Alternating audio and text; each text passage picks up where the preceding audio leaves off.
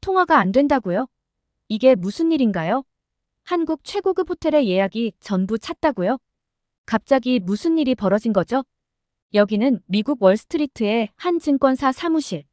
에밀리 씨는 지금 일본 지사와 통화 중입니다. 무척 당황한 그녀는 말을 잇지 못하는데요. 도대체 무슨 일이 벌어지고 있는 걸까요? 지금부터 그 이야기를 따라가 보겠습니다. 그리고 잠깐 1초 만에 누를 수 있는 구독과 좋아요는 매우 큰 힘이 됩니다. 안녕하세요. 제 이름은 에밀리 브라운입니다. 30살이고 월스트리트에서 증권가 매니저로 일하고 있어요. 하버드 경제학과를 졸업하고 처음 월가에 발을 들였을 때는 정말 떨렸어요. 하버드 출신이라고 해서 다들 기대하는 눈빛으로 쳐다보는데 속으로는 과연 내가 잘 해낼 수 있을까? 하는 불안감이 가득했거든요. 그런데 지금은 달라졌습니다. 제가 분석한 한국 기업들의 실적이 하나둘 좋아지기 시작하면서 자신감도 생겼고 이제는 라이징 스타라는 별명까지 얻었습니다. 제 삶에 가장 큰 변화를 가져다준 사람이 있습니다. 바로 제 남자친구 유진이에요. 유진은 한국계 입양아 출신인데 그의 이야기를 들으면 들을수록 매력적이에요. 유진은 자신의 뿌리를 찾아가는 과정을 통해 얻은 지혜와 통찰력이 정말 대단합니다. 유진은 늘 말해요. 에밀리, 우리는 모두 연결되어 있어. 한 사람의 행동이 전 세계에 영향을 미칠 수 있다고. 이런 그의 세계관은 제게 큰 영감을 줬습니다. 유진의 따뜻한 마음과 포용력은 주변 사람들을 편안하게 만들어요. 그의 미소만으로도 제 하루가 밝아지죠.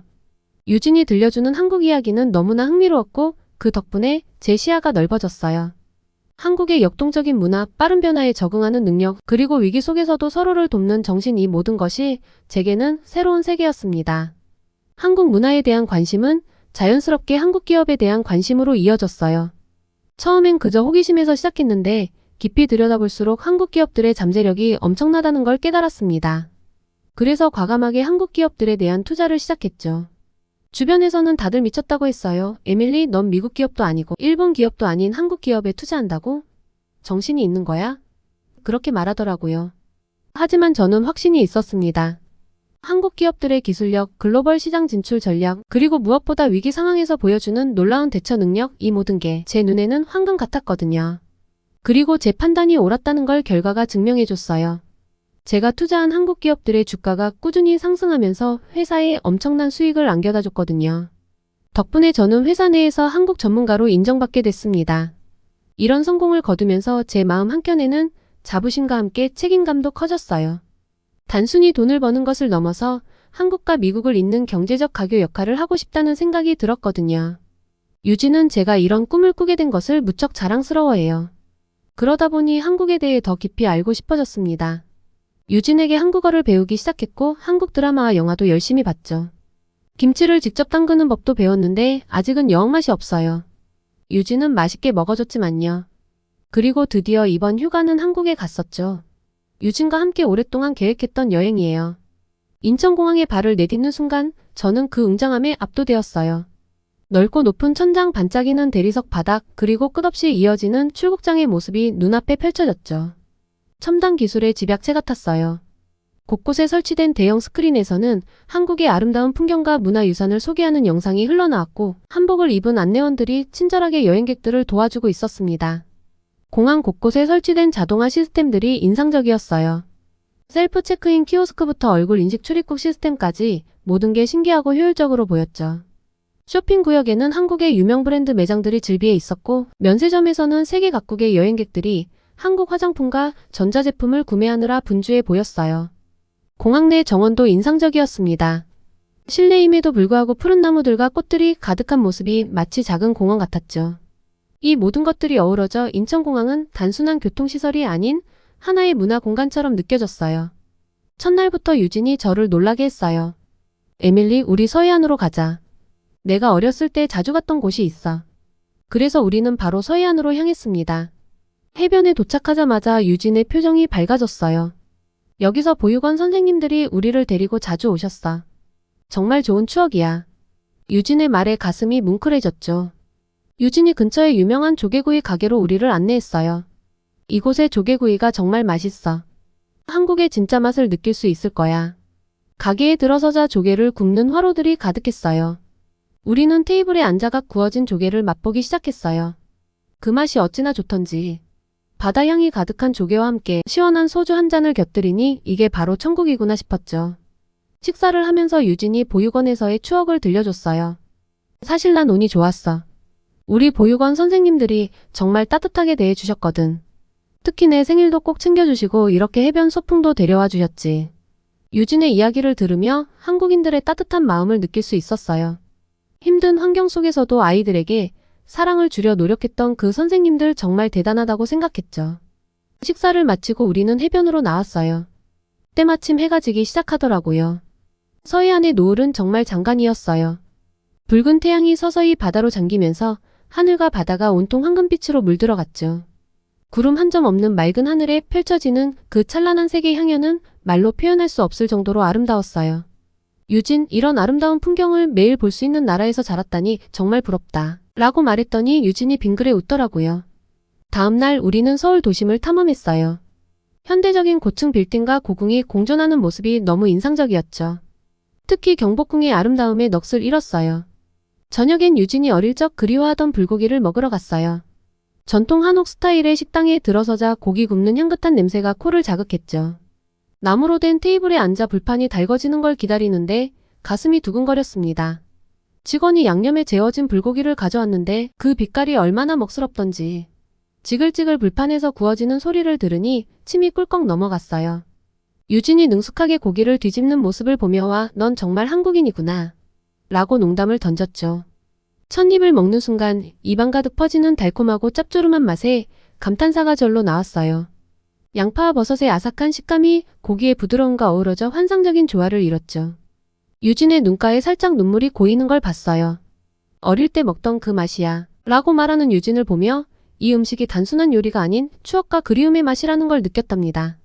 이번 여행을 통해 한국의 다양한 모습을 볼 수 있었어요. 현대적이면서도 전통을 간직한 도시, 아름다운 자연, 그리고 무엇보다 따뜻한 사람들이 모든 것이 어우러져 한국만의 특별한 매력을 만들어내는 것 같았죠. 이번 한국 여행의 진짜 목적은 따로 있었는데요. 사실 우리의 가장 큰 목표는 유진의 친부모를 찾는 거였답니다. 그 여정이 얼마나 감동적이고 가슴 아팠는지 모르겠어요. 서울의 한 입양기관을 찾아갔을 때 유진의 얼굴에 떠오른 복잡한 표정을 잊을 수가 없어요. 그곳이 바로 유진이 미국으로 입양되기 전 마지막으로 있었던 곳이라나요. 문을 열고 들어서는 순간 유진의 손이 떨리는 걸 느꼈죠. 저도 모르게 그의 손을 꼭 잡아줬어요. 괜찮아, 내가 여기 있잖아 라고 속삭였는데 제 목소리도 떨리고 있더라고요. 상담실에 앉아 직원분과 이야기를 나누는 동안 유진의 표정이 시시각각 변하는 걸 지켜봤어요. 때론 희망에 찬 눈빛을 보이다가도 금세 불안과 두려움이 스치곤 했죠. 유진의 입양 기록을 하나하나 살펴보면서 제 마음도 롤러코스터를 탄 것처럼 오르락내리락 했답니다. 유진 씨 친부모님을 찾는 건 시간이 꽤 걸릴 수 있어요. 하지만 포기하지 마세요. 직원분의 말씀에 유진이 고개를 끄덕이는 걸 보며 제 마음이 찢어지는 것 같았어요. 그래도 희망의 끈을 놓지 않으려는 유진의 모습에 가슴이 뭉클해졌답니다. 우리는 유진의 사진과 연락처를 남기고 나왔는데 밖으로 나오자마자 유진이 갑자기 멈춰 섰어요. 에밀리, 사실 좀 두려워. 내 친부모를 만나면 뭐라고 해야 할지. 유진의 눈에 눈물이 고이는 걸 보고 저도 참았던 눈물이 터져나왔어요. 그를 꼭 안아주며 말했죠. 걱정 마, 유진. 내가 어떤 선택을 하든 내가 곁에 있을게. 그날 저녁 우리는 한강공원을 거닐며 오랜 시간 이야기를 나눴어요. 유진은 자신의 뿌리에 대해 알고 싶은 마음과 동시에 지금의 자신을 있게 해준 양부모님에 대한 죄책감도 있다고 하더라고요. 복잡한 감정을 털어놓는 유진을 보며 제가 할 수 있는 건 그저 묵묵히 듣고 이해해주는 것뿐이었습니다. 다음날 우리는 유진이 태어났다는 동네를 찾아갔어요. 하지만 유진에겐 그곳에 대한 어떤 기억도 없더라고요. 그저 멍하니 거리를 바라보는 유진의 모습에 제 마음이 아팠습니다.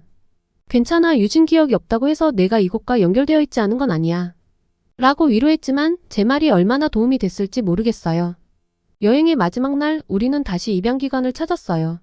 아직 유진의 친부모를 찾지는 못했지만 기관에서 계속 노력하겠다고 약속해 주셨죠. 유진은 자신의 DNA 샘플도 남겼어요. 언젠가는 꼭 찾을 수 있을 거예요. 라는 직원분의 말씀에 유진의 눈에 희망의 빛이 반짝이는 걸 볼 수 있었답니다. 한국을 떠나는 비행기 안에서 유진이 제게 말했어요. 에밀리, 고마워.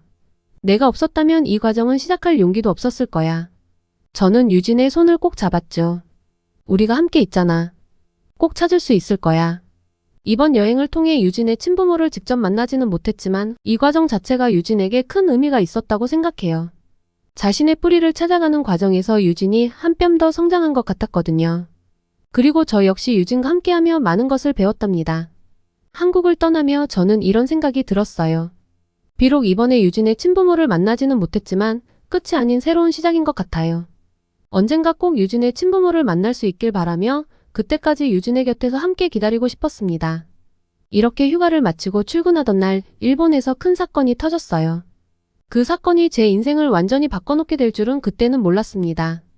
그날 저는 평소처럼 사무실에서 업무에 집중하고 있었어요. 그런데 갑자기 동료들이 술렁이기 시작하더라고요. 일본 남서부에서 규모 7.1의 지진이 발생했다는 속보가 들어온 거였습니다. 처음엔 또 지진이구나라고 생각했어요. 일본은 지진이 잦은 나라니까요.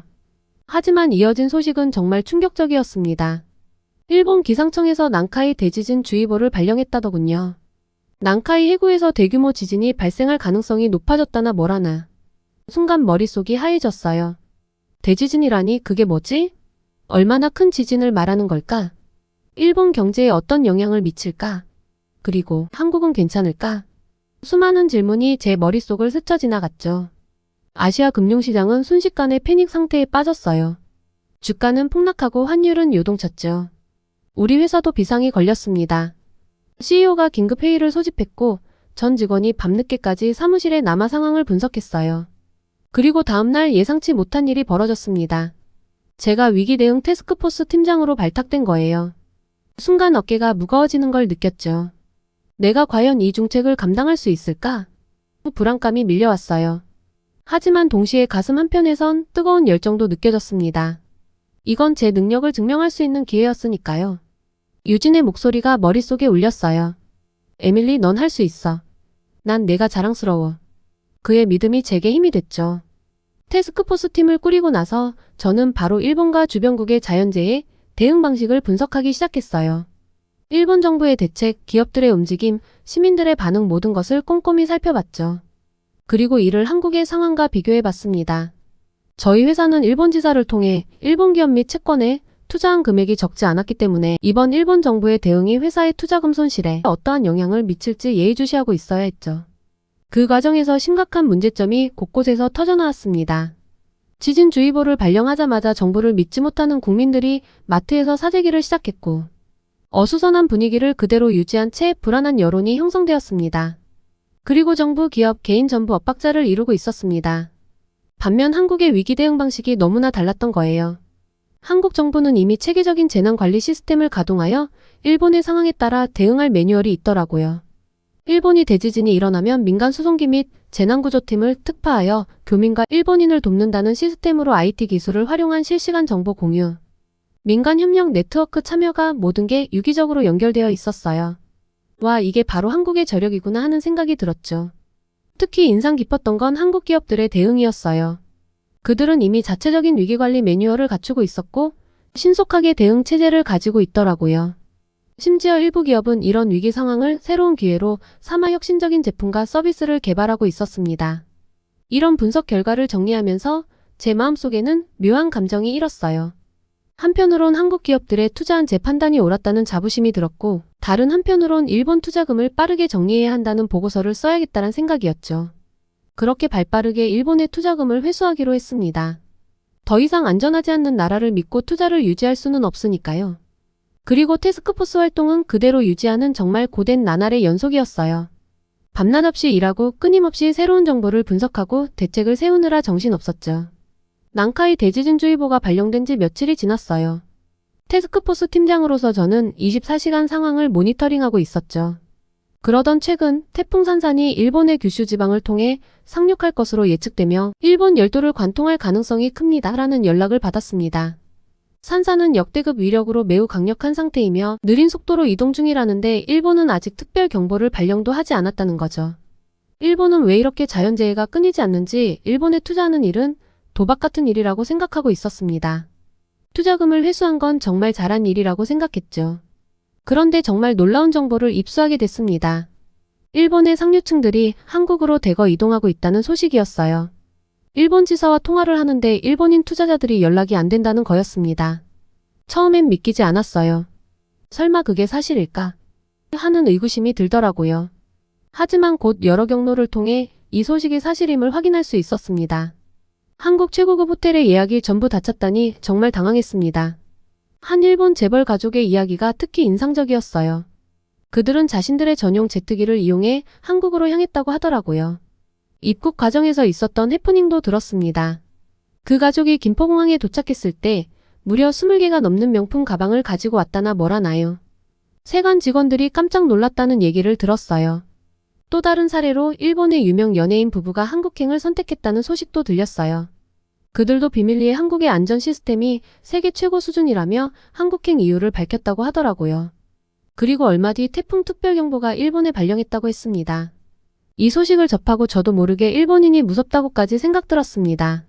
최근 일본을 강타한 태풍 산산의 소식을 들으며 제 마음이 무거워졌어요. 최대 풍속 252km의 강풍을 동반한 이 태풍이 일본 남서부 해안을 강타했다는 소식이 들려왔습니다. 규슈 남부 지역에 상륙한 이 태풍으로 인해 일본은 큰 혼란에 빠졌어요. 일본 정부가 최고 수준의 경보를 발령하고 기시다 후미오 총리가 직접 나서서 위험지역 주민들에게 대피를 요청했다는 소식을 들었습니다. 가고시마와 미야자키 현에서 1명 실종, 39명 부상, 미야자키시에서는 토네이도로 26명이 부상을 입었다는 보고를 받았어요. 20만 가구 이상이 정전을 겪고 있다니 정말 걱정됩니다. 이런 자연재해는 경제에도 큰 영향을 미치죠. 도요타를 비롯한 자동차 제조사들이 공장 가동을 중단했고 항공편도 대거 취소되었다고 해요. 이런 상황을 보며 위기 회복력의 중요성을 다시 한번 실감하게 됐습니다. 미리 대비할 수 있었던 상황이었는데 결국 사망자가 나오고 마트에서는 쌀이 부족한 상황까지 가다니 정말 안타까운 마음입니다. 이런 상황을 지켜보면서 저는 두 나라의 문화적 차이를 더욱 선명하게 느낄 수 있었어요. 한국은 위기 상황에서도 서로를 돕고 협력하는 모습을 보여줬죠. 반면 일본은 글쎄요, 이기주의가 너무 심하다는 판단이 들더군요. 그러다 문득 이런 생각이 들었어요. 이런 문화적 차이가 두 나라의 경제에는 어떤 영향을 미칠까? 호기심이 생기더라고요. 그래서 저는 유진에게 한국의 위기와 극복의 역사를 알려달라고 했죠. 유진은 IMF 외환위기부터 이야기를 시작했어요. 1997년 한국 경제가 거의 파산 직전까지 갔다고 하더라고요. 그때 전 국민이 금 모으기 운동을 했다니 정말 놀라웠습니다. 개인의 재산을 국가를 위해 기꺼이 내놓는 모습이라니 미국에선 상상도 못할 일이에요. 그 다음은 2008년 글로벌 금융위기를 들었습니다. 전 세계가 휘청거렸지만 한국은 빠르게 회복했더라고요. 어떻게 그럴 수 있었을까 궁금해서 따로 찾아봤어요. 그랬더니 정부의 신속한 대응과 기업들의 혁신적인 전략이 있었다는 걸 알게 됐습니다. 특히 삼성, 현대 같은 대기업들이 위기를 기회로 삼아 글로벌 시장을 공략한 게 인상적이었어요. 그리고 가장 최근의 사례, 코로나 팬데믹 이건 제가 직접 겪은 일이라 더 와닿았어요. 한국의 K방역이 전 세계의 주목을 받았잖아요. IT 기술을 활용한 역학조사 드라이브 스루, 선별진료소 마스크 앱 개발 정말 놀람의 연속이었습니다.